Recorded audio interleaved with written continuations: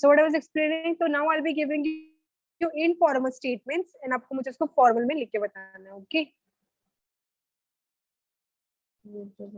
Copy. I'll write down the question only.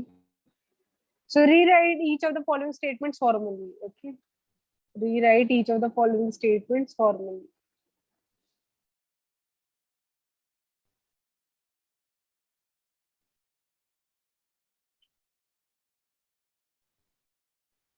Rewrite each of the following statements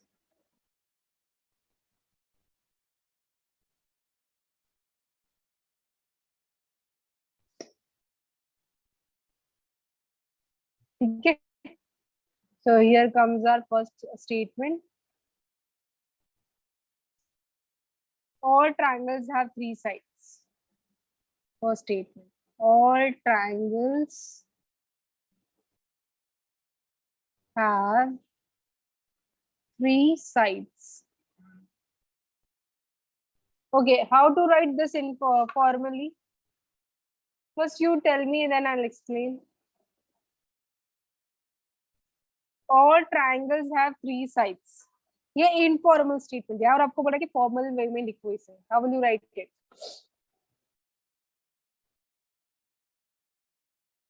So पहले हम क्या करने का बच्चों, इधर ध्यान दो.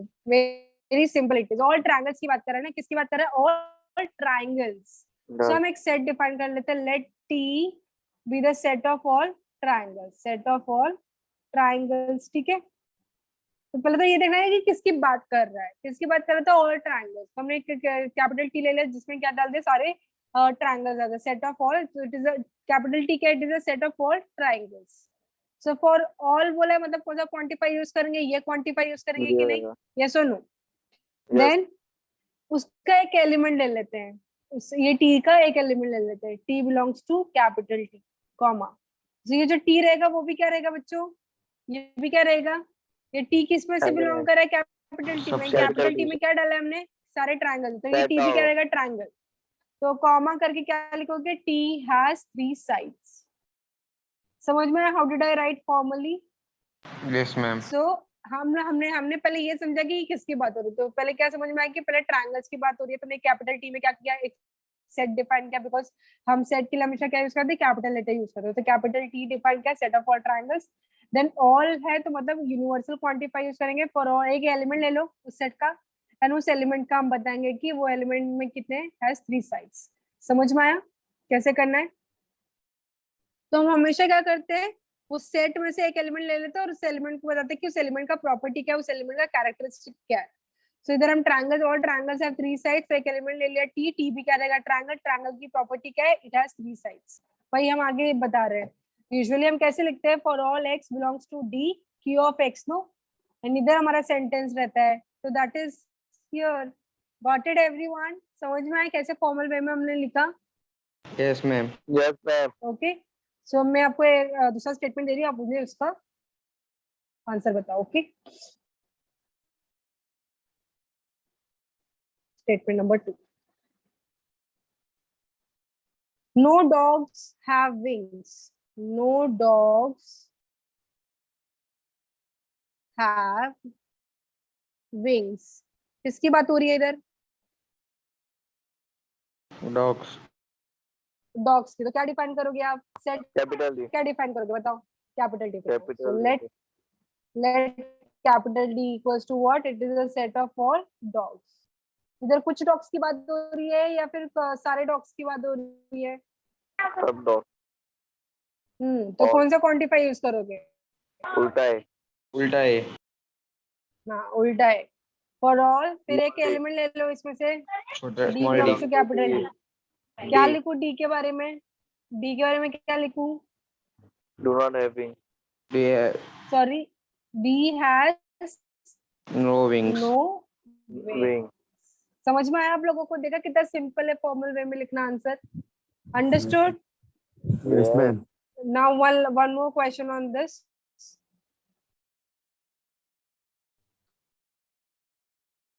Some programs are structured. Some are structured. अब बताओ उधर किसकी बात हो रही है? प्रोग्राम्स की। program उधर क्या डिफाइन करोगे? Set, P P let capital P. Capital P equals to set of all, All programs. Correct, okay then उल्टा ई। एक सेकंड, उल्टा ही है, okay okay correct correct, because some की बात हो रही तो हमारा जो क्वांटिफायर होगा ये क्वांटिफायर होगा, तो क्या लिखे हम? देयर एग्जिस्ट, एक स्मॉल एलिमेंट p ले लो यहाँ से, such that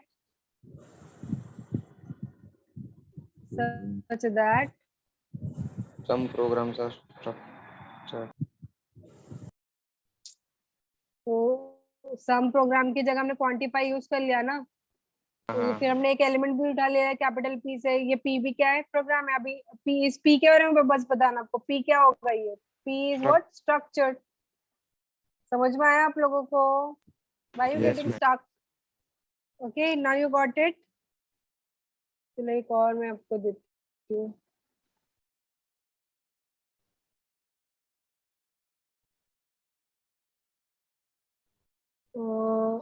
all fire trucks are green, all fire trucks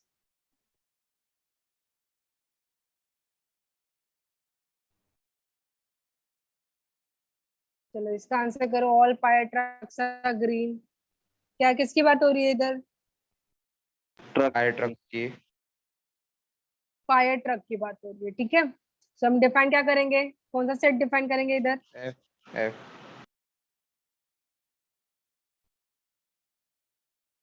तो इधर हम एफ ले लेते हैं, set of all fire truck, okay then उल्टा है। फॉर्मल वे में बताओ कैसे लिखोगे? उल्टा है F for all, belongs to F। Yes. तो इस एफ के बारे में क्या बता रहे हो आप? ये फायर ट्रक R green. है, R green। बट ये एक है ना, तो आर बोलोगे, आर लगाओगे एफ के साथ, No. तो एक के साथ क्या लगाते हैं? हाँ E is green. F is green. Okay. One last question on this. All bytes have 8. No, ये भी तो उस पे हो गया, मुझे existential पे चाहिए था एक statement. I'll just see some exercise question if I can get. Wait for a minute.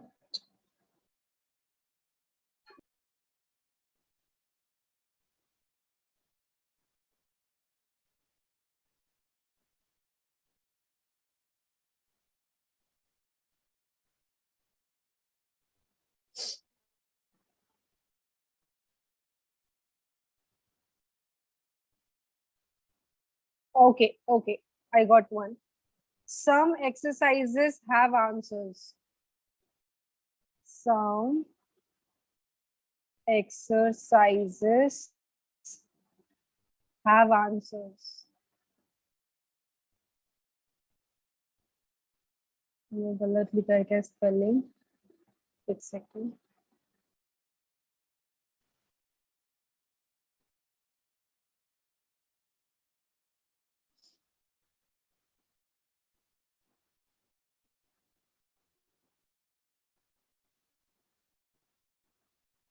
इसका आंसर बताओ कैसे करोगे? इधर किसकी बात हो रही है? Exercise. एक्सरसाइज की। एक्सरसाइज की बात करते, क्या डिफाइन करोगे?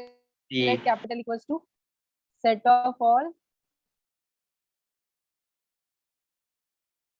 Exercise. एक्सरसाइजेस, ठीक है। लिखोगे उल्टा कैसे ई। अभी फॉर्मल वे में? क्या उल्टा उल्टा ही, ठीक है। There exist E belongs to E। Capital E such that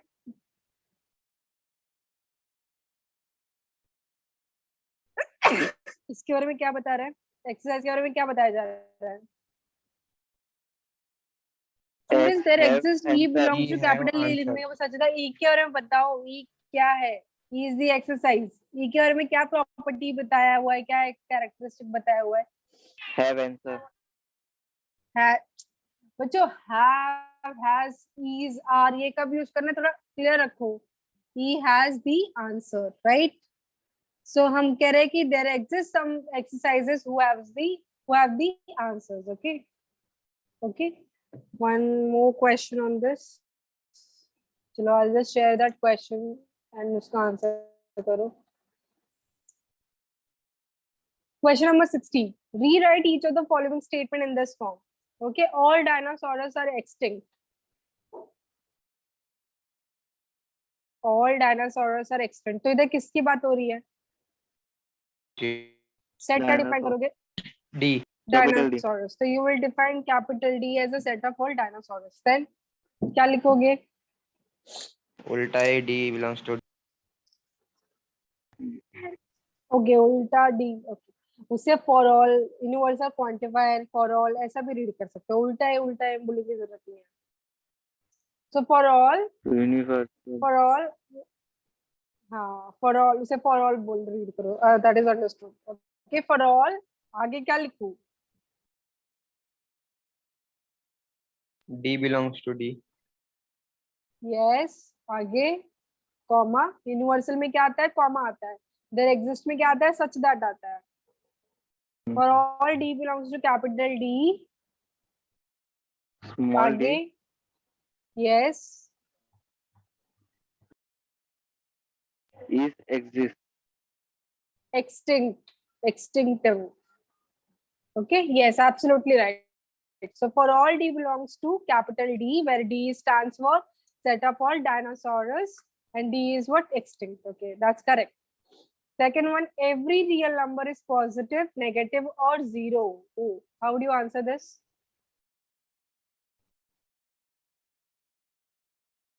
Every real number is positive, negative or zero. इधर किसकी बात हो रही है? Real number.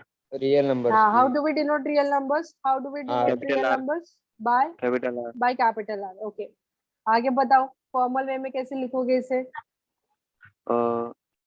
For all R belongs to For all या फिर x belongs to R भी लिख सकते हो. जरूरी नहीं है कि कैपिटल या तो x भी लिख सकते हो ना. रुको, X, we ma'am. can take it on one note. We can take it on one note. क्या था? What was the statement? Where is my one note? What was the statement? every real number. हाँ, Are po- every real number. Positive, negative or zero.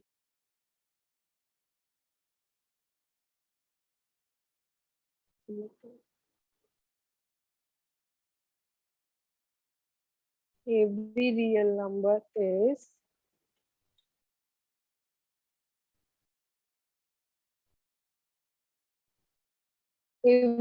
positive, negative or zero.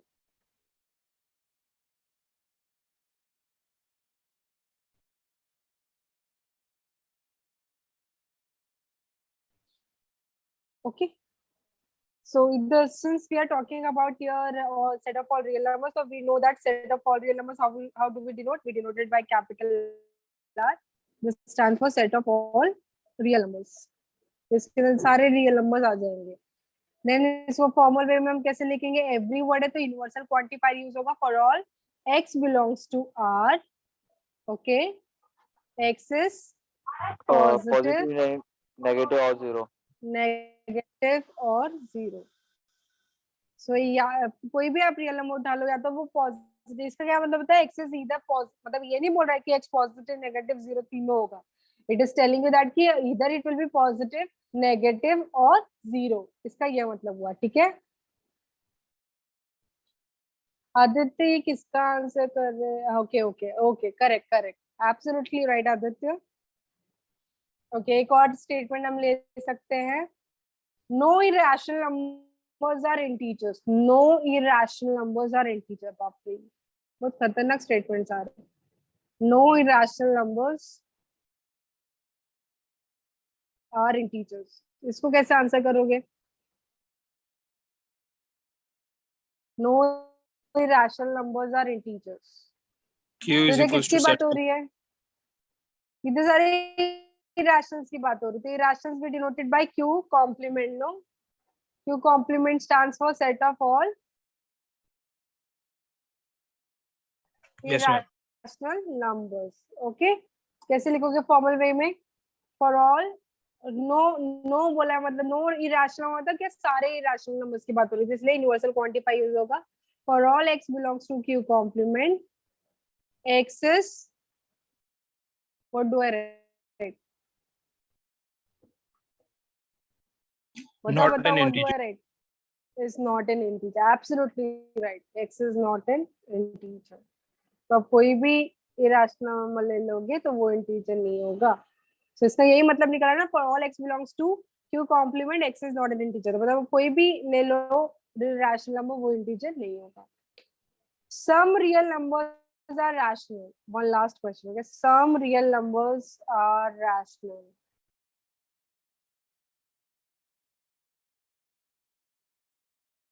How would you answer this? Some real numbers are rational. इधर किसकी बात हो रही है? Rational numbers. Some real numbers तो property उसकी आगे की होती है. स्टार्ट में आपको पता चल जाता है कि वो किसकी बात कर रहा है. तो इधर रियल नंबर्स है. तो क्या बोल रहे हैं कि सम रियल नंबर्स, इधर हमारा रियल नंबर आ जाएगा पहले तो, set of all real numbers. इधर रियल नंबर की बात हो रही है तो क्या लिखोगे? सम वर्ड है तो यूनिवर्सल आएगा कि एग्जिस्टेंशियल क्वांटिफायर आएगा? Existential quantifier. Yes, so there exists x belongs to R such that, what should I write? मतलब there exists मतलब there are some real numbers such that, आगे क्या उसकी प्रॉपर्टी क्या है, क्या बोल रहे हैं उसके बारे में हम? They are rational. They are Yes. rational. They are लिखू इधर में, such that they are rational. एक एलिमेंट क्यों पिक किया, वो एक उस एलिमेंट के बारे में Right. प्रॉपर्टी बताएंगे ना हम आगे. Such that x is a Real. rational number. rational number. So there, अब हम ये बोल रहे हैं कि there are some real numbers who is going to be rational and we that is true, correct? So I hope आज का lecture में तो हमने सिर्फ ये बस समझा कि कैसे फॉर्मली बोलना है, कैसे इनफॉर्मली लिखना है. That is what we have understood in today's class. तो I hope आज जब हम आगे के प्रॉब्लम्स करेंगे, स्टेटमेंट लिखेंगे तो वो आपको क्लियर रहेगा कि कैसे उसको रीड करना है, उसका क्या मीनिंग है. Right students? Yes, sir. Yes, ma'am. Yes, ma'am. So yesterday I had given you one question that all basketball players are tall, all tall players. So you were not able to answer it properly. Now can you answer it properly? कि कौन सा statement equivalent होगा? Just see this. Yes. अब बताओ कौन से statements equivalent होंगे? चलो बताओ. Consider the following statement. For all basketball players, x is tall. तो इधर क्या statement का meaning बता दो, फिर बाद में हम statement देखेंगे कि ये किसके equivalent है. For all basketball players, x is tall. क्या बात कर रहा है इधर ये? X belongs to tall. Universal मतलब statement. स्टेटमेंट से आपको क्या समझ, हाँ क्या यूनिवर्सल स्टेटमेंट में क्या क्लेम कर रहा है वो? क्या यूनिवर्सल स्टेटमेंट में? That all basketball players are tall. Yes, absolutely right. All basketball players are what? Tall. ये स्टेटमेंट बोल रहा है. For all basketball player x is tall. तो आपने जो बोला ना वो बिल्कुल सही बोला है कि ये जो स्टेटमेंट है वो ये क्लेम कर रहा है कि all basketball players are tall. The absolute conclusion from the statement. Now ये बोल रहा है कि which of the following are equivalent ways of expressing the statement. तो इसका इसी को एक और डिफरेंट तरीके से कैसे बोल सकते हैं, ये कुछ 6 स्टेटमेंट आपके सामने, आपको बताना है कि कौन ये स्टेटमेंट को रिप्रेजेंट करता है.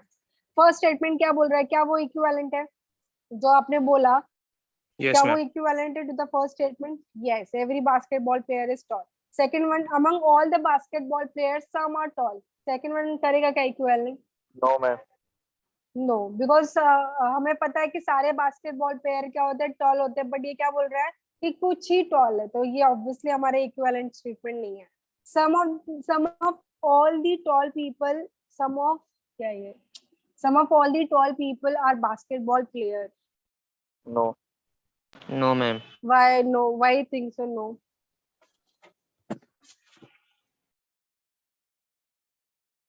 Why you Ma'am, think मतलब so कि no ये doesn't? क्यों? मैम सब तो टॉल होके बाकी सब मतलब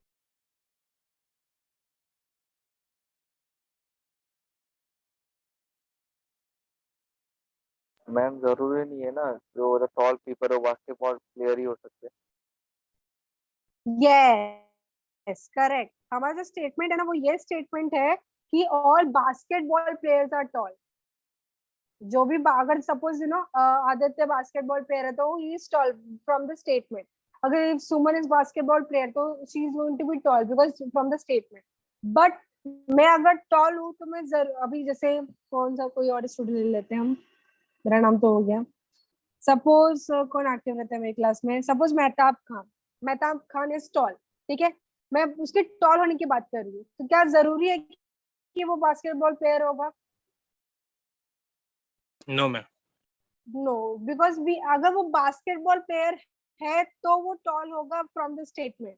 बट अगर वो टॉल है तो जरूरी नहीं है कि वो बास्केटबॉल प्लेयर होगा. सो ये थर्ड वाला तो बिल्कुल भी इसको इक्विवेलेंट नहीं है. Fourth one, anyone who is tall is a basketball player. I think ये भी वही बोल रहा है. Anyone who is tall is a basketball player. जो भी टॉल है वो बास्केटबॉल प्लेयर है. नो, ये तो स्टेटमेंट बिल्कुल नहीं बोल रहा है. स्टेटमेंट ये बोल रहा है कि अगर तुम बास्केटबॉल प्लेयर हो तो तुम टॉल होंगे. बट ये तो बोल रहा है कि anyone who is tall is a basketball player.